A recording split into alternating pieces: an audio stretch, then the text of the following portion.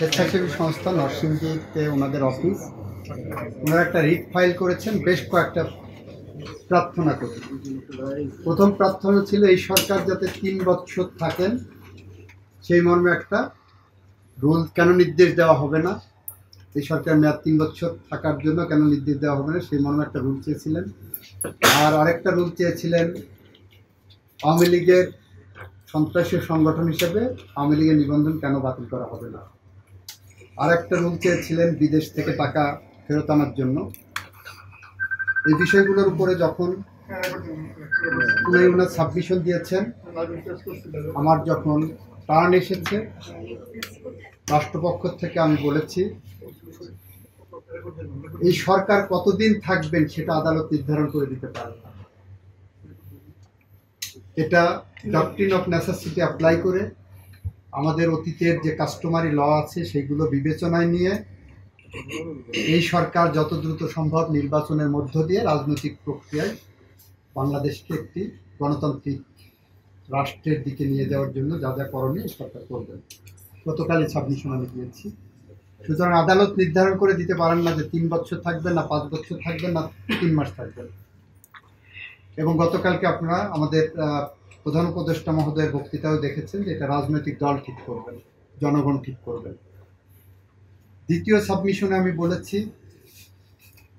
মহান মুক্তিযুদ্ধের মধ্য দিয়ে অর্জিত এই বাংলাদেশ এবং এই বাংলাদেশের সংবিধান মানুষের অধিকার নিশ্চিত করার জন্য এটা হয়েছে, সেটা প্রথম মুক্তিযুদ্ধ এবং এই যে দ্বিতীয় মুক্তিযুদ্ধ জুলাই আগস্টে যেটা হয়েছে গণঅভ্যুত্থান, এই আন্দোলনগুলো এটাই স্বীকৃতি দেয় যে বাংলাদেশের মানুষের মত প্রকাশের স্বাধীনতা, সংগঠন করার স্বাধীনতা নিশ্চিত করতে হবে। বাংলাদেশ আওয়ামী লীগের গুটি কয়েক নেতা কর্মীরা এমনভাবে অপরাধে জড়িয়ে পড়েছিলেন, কর্তৃত্ববাদী সরকার এমনভাবে অপরাধে জড়িয়ে পড়েছিলেন, এ ব্যাপারে কারোর কোনো দ্বিমত আপাতত দেখি না।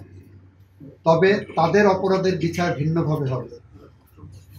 তাদের অপরাধের বিচার যেভাবে রাষ্ট্রীয় আইন আছে সেভাবে করবেন। সেই অপরাধের বিচারের সাথে ওই সংগঠনের নিবন্ধন বাতিল করতে হবে, এটাই সরকার মনে করে না এবং সংবিধান সমর্থন করে না। মুক্তিযুদ্ধের চেতনা সমর্থন করে না, প্রথম মুক্তিযুদ্ধ দ্বিতীয় মুক্তিযুদ্ধ কোনো চেতনায় সমর্থন করে না। সুতরাং আমরা এই নিবন্ধন বাতিলের বিরুদ্ধে, কারণ এই সরকার সিভিল রাইটস প্রোটেক্ট করার জন্যই, গণতন্ত্র পুনরুদ্ধারের জন্য, মানুষের মত প্রকাশের স্বাধীনতার জন্য গঠিত দায়িত্ব নিয়েছেন। সেই জায়গায় দাঁড়িয়ে এই সরকার কখনোই কোনোভাবে একটি রাজনৈতিক দলের নিবন্ধন বাতিল করার এই প্রক্রিয়া সমর্থন করতে পারে না। আমরা এটাও বলেছি যারা অপরাধ করেছেন তাদের অপরাধের বিচার নিশ্চিতভাবে এই সরকার হবে, এটা কমিটমেন্ট সরকারের। এরপরে আমরা বলেছি যে এই রিট পিটিশনটা যার বিরুদ্ধে করছেন, যার নিবন্ধন বাতিল করতে এসেছেন, তার নাম হলো বাংলাদেশ আওয়ামী লীগ। বাংলাদেশ আওয়ামী লীগকে এখানে বিবাদী করেন।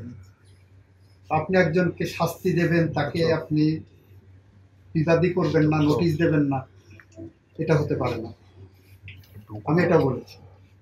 আমি বলেছি বাংলাদেশ আওয়ামী লীগকে নিষিদ্ধ করার দাবি করতে পারত বিএনপি বা অন্য রাজনৈতিক দলগুলো, যে পরিমাণ তারা সাফার করেছে বা প্রতিপক্ষ মনে করে।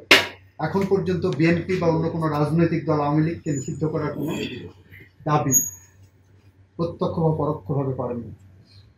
ফলে তারা চায় লেভেল প্লেইং ফিল্ড হোক, রাজনীতির মাঠে জনগণ যাকে গ্রহণ করে সেই রাজনীতি, রাস্তার রাজনীতি আপনি কেন আদালতে টেনে আনবেন? অতীতে এই আদালত পাবলিক ইন্টারেস্ট লিটিগেশনের নামে অনেক রকমভাবে মিসইউজ করেছেন আপনাদের 102 এর জুরিসডিকশন। আমরা চাই সেই মিসইউজটা বন্ধ হোক। আমি বলেছি বিচারপতি তোমার বিচার করবে যেজন, সেই জনতা আজ জেগেছে, সেই জনতা। এই যে থিওরি, এই থিওরি অ্যাপ্লাইড হয়েছে গত গণঅভ্যুত্থানে। আমাদের দেশের সুপ্রিম কোর্টের প্রধান বিচারপতি, বাংলাদেশের প্রধান বিচারপতির বাসভবনে আক্রমণ হয়েছে। গণঅভ্যুত্থানের মধ্য দিয়ে সরকার, কর্তৃত্ববাদী সরকারের পরিবর্তন হয়েছে।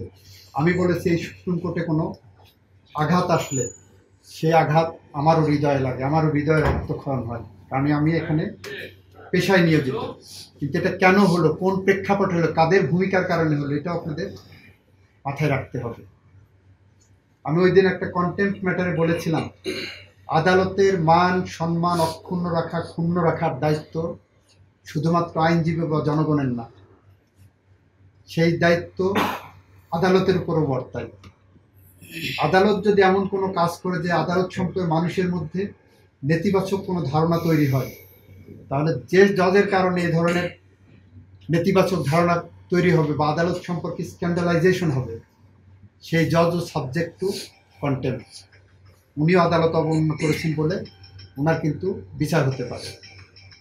আমাদের পক্ষ থেকে, রাষ্ট্রের পক্ষ থেকে আমাদের বক্তব্য খুব সুস্পষ্ট। আমরা কারো নাগরিক অধিকার, রাজনৈতিক অধিকার, সংগঠন করার অধিকার, কথা বলার অধিকার, আইনের আশ্রয় লাভের অধিকার, এটা আমরা হরণ করতে চাই না। আমাদের সংবিধানের ৩য় অনুচ্ছেদে মৌলিক অধিকার হিসেবে যা কিছু দিয়েছেন, মুক্তিযুদ্ধের মধ্য দিয়ে অর্জিত বাংলাদেশের সংবিধান, আমরা সেটা সমুন্নত রাখতে চাই। এটার অ্যাবিউজ, মিসইউজ কোনোটাই আমরা করতে চাই না। স্যার, তার মানে কি আপনি যেটা